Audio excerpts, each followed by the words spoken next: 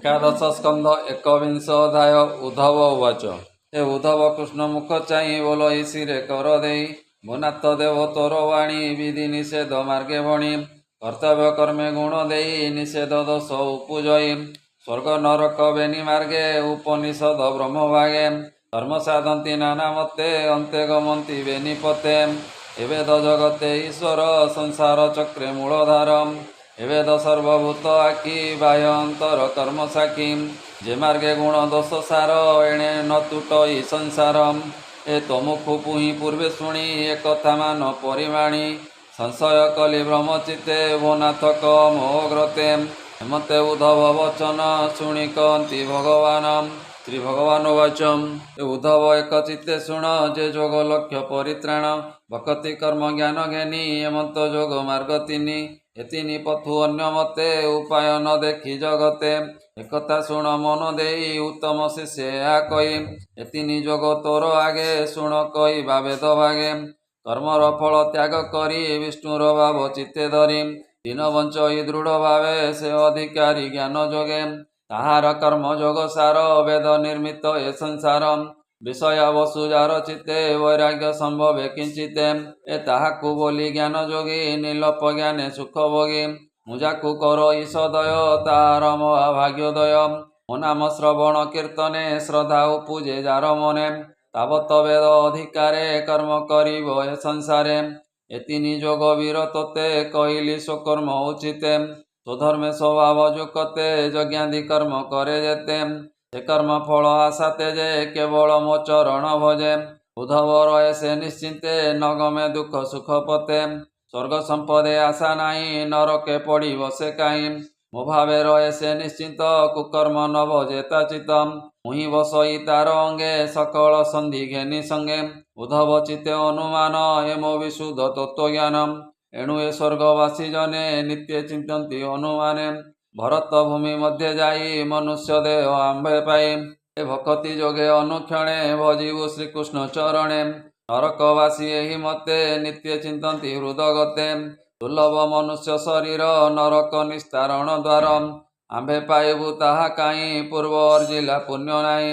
हेमंत स्वर्ग नरक थाई नित्य चिंतन्ति चित्ते ध्याई कर्म साधन तार नाही एणु वांछन्ति नर देहि मनुष्य साधि कर्म जोग स्वर्ग नरक बेनि भोग ए बोल बुझी बुध जने बेनि देखन्ति समाने संसार ईश्वरंक माया नित्य चिंती हृदय ताहा स्वर्ग नरक बेनि पथ केवे न करिब चित्तम मनुष्य देह मूढ़ नर अज्ञाने भ्रम हि संसारम जेबे मनुष्य देह पाई आत्मार गति न जाणई विषय संगे जार आस से देह प्रयोजन किसम जे देह नरक निपाते ताहा न इछि कदाचिते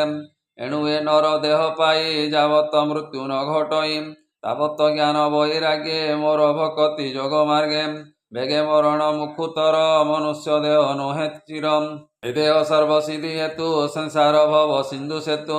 ए देह वृक्ष हंस बसे अज्ञाने भोग फल आसे वृक्ष आवरी यमदूते अमोघ खड़ग घेनी हस्ते रात्र दिवस काटी बळे वृक्ष उपाड़ती समूले एणु ए वृक्ष हंस पक्षी जम किंकर घाते लखी ए फल लोभ हुड़ी मने सुज्ञानी निज सुख पुणे रात्र दिवसे जम दृढ़े आयुष हरंती निरते ए बोल बुझी बुधनरे आकुल कल्पित अंतरे ए देह धर्म दूर करी अज्ञान चेष्टा परिहरी शांति समाधि पूर्व ज्ञाने नित्य निर्गुण आत्मा ध्याने सर्व शरीर मध्य सार दुर्लभ नर कलेवरम दुर्लभ नाभ रूप घटे बंधन भव सिंधु तटे एनावे गुरु कर्णधार मोहि अनुकूल समीर हेमंत नाभ थाउ कूले जेवा नर्तरे भव जले मुसे नरहीन मूढ़मती ताहाकु बोली आत्मघाती संसार कूपे जे पतित दुर्लभ देहु से वंचित एणु निवर्त होई प्राणी सर्व विषय परिमाणी अभ्यास बले अंतर्गते मन रुंदिव दृढ़ चिते एमन स्वभावे चंचल केवे न रहे निश्चल पवन गति अनुरुधे सम साधन दृढ़ बंधे पवन द्वारे मन तोई आसन दृढ़ बंधे देई अभ्यासे बस हंती तार प्राण इंद्रिय अहंकार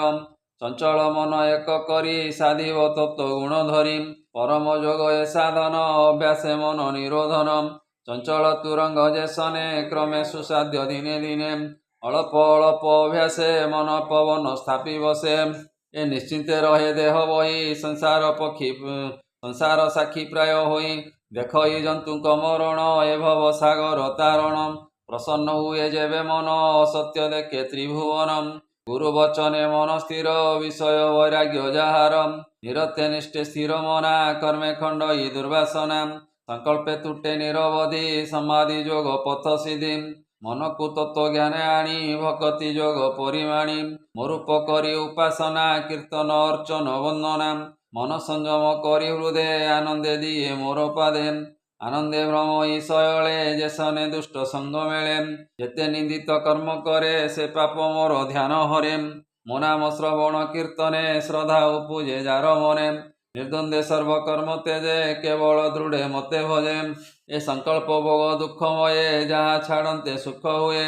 ଯେବା ମିଳିବ ଅକସ୍ମାତେ ଆନନ୍ଦେ ସମର୍ପିବ ମତେ ବିରତି କରି ମୋ ଚରଣେ ଭାବେ ଭଜିବ ଅନୁକ୍ଷଣେ ମଧୁର ଭକତି ସମାଜେ ମୁଁ ତାଙ୍କ ହୃଦୟ ପଙ୍କଜେ ବସଇ କାମ ଦୂର କରି ନିର୍ମଳ ଜ୍ୟୋତି ରୂପ ଧରି କାମ ନ ରହେ ତାଙ୍କ ଦେହେ ସଂସାରୁତରେ ସେ ଉପାଏ ଯେବେ ସକଳ ଭୂତେ ଏକେ ମୁଁ ବସିଥିଲା ପ୍ରାୟ ଦେଖେ ସଂଶୟ ଗ୍ରନ୍ଥି ତାର ହୃଦେ ମୁହିଁ ଖଣ୍ଡଇ ଅପ୍ରମାଦେ ସକଳ କର୍ମ ତତ୍କ୍ଷଣେ ଦଇ ମୋହର ସ୍ମରଣେ ଏଭାବେ ବୁଝି ନିରବଧି ଯତ୍ନେ ଭକତି ମୋ ଯୋଗ ସାଧି ଏଣୁ ଭକତି ଯୋଗ ଯେତେ ସେ ଯୋଗୀ ଭଜେ ଦୃଢ଼ ଚିତେ ସେ ମହାଶୟ ଏ ଜଗତେ ଜ୍ଞାନ ବୈରାଗ୍ୟ ଅନୁମତେ ଏଣୁ ସଂସାରେ ଯୋଗୀ ଜନେ ନିର୍ବାଣ ପଦ ଉପାଦାନେ ଜ୍ଞାନେ ବୈରାଗ୍ୟ ଦୂର କରି ମୋର ଭକତି ଅନୁସରି ସର୍ବ ସଂଶୟ ନାଶ କରି ମାୟା ସଂସାରୁ ଜାନ୍ତି ତରି ଏଣୁ ଭକତ ମୋର ବେଗେ କଳ୍ପଇ ସ୍ୱର୍ଗ ଅପବର୍ଗେ ତାର ଅଧିକ ବାଞ୍ଛା ଯେତେ ତାପାଦେ ଖଟନ୍ତି ସମସ୍ତେ ଏଣୁ ମୋ ଭାବ ଯେ ଜାଣଇ ତାର କଳ୍ପନା ଆଉ କାହିଁ ମୁହିଁ ସମ୍ପଦ ଦେଲେ ତାରେ ତକ୍ଷଣେ ଦୂରେ ପରିହରେ